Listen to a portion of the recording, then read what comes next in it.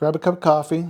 I want to talk you through a little bit of electronics that I wish I would have known when I started building CNCs and 3D printers.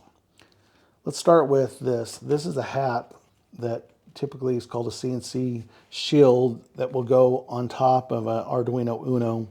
They're not very expensive and they just, plug in like so. And when you plug them in, each one of these little things is a stepper motor driver. And guess what? These huge things over here are stepper motor drivers. What's the difference? Why is one better than another? When do you want to use one over another? Well, these are less expensive and it's good for space. There's jumpers that you can put in here that control the micro stepping. Go back to my CNC video where I go into great detail on the builds. But if you put this in here, that little screw controls the amount of current. That's your heat shield. What's it look like on this? Well, on this is your heat shield. So it's much, much bigger. The current comes in over here and it will accept a range of 9 to 42 volts. This brings the power in this way, and I think it's 12 volts on these particular stepper motor drivers. The amount of current that can go through here is very limited, probably less than an amp of current. I'd have to look up the exact specs. But this one has variable amounts of current that you can control, that it will limit it. So you look at your stepper motor data sheet and you figure out what's the max current that's allowed, and you go slightly less than that. So for example, I could go use this setting right here and do an on-on-off switch 4, 5, and 6. Where are the switches? They're over here. What about micro-stepping? Micro-stepping, here's all the micro-stepping possibilities with this particular one. And so it will go down any of these ranges, and all you have to do is switch it. So for example, if I wanted whole stepping, I would go on-on-off, on-on-off, the first 3 switches, and you can just get them with a screwdriver. They're very, very quick, very, very efficient, and you can absolutely taper it, the current flow to this, whereas you have to adjust the current flow here, and you certainly can't run too big a stepper motor. These are much more versatile, and if you saw my last video, you can put these little clamps on, and you can mount them on a DIN rail like I have right here. So they mount easily around your CNC or your 3D printer build or what have you.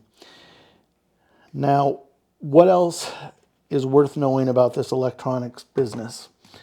Another thing, if you saw my previous video build, I had an Uno, but in this case I've got a Mega, and it's very, very useful to have something to fix these wires in these slots, because if you just put them in there loosely with some jumper wires, a lot of times they'll wiggle loose and you'll get bad connections. So you can buy these hats that just go on, they plug into every one of these pins, and they have a numbering system that is exactly the same as your particular unit. It has all of these numbered pins, and all you have to do is you plug it in. So I'm going to plug this in and just show you.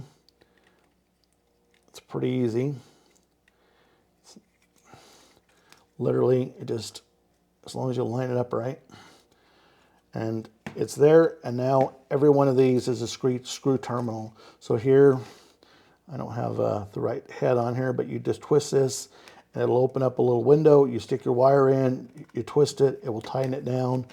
These are great, but there's a much better solution than this, because this still has its limitations that you have to find a way to mount this on your machine.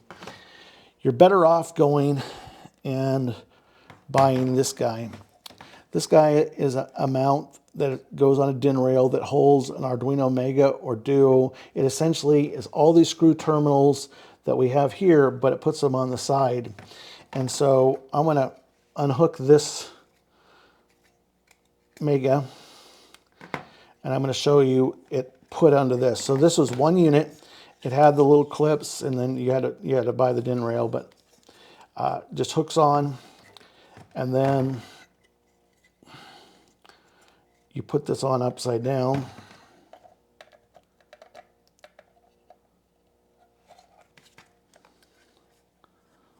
like that. Now, if you look carefully, see if I can get a view. You have two pins that are, or you have a few pins that are not covered there, yet we've put this on here.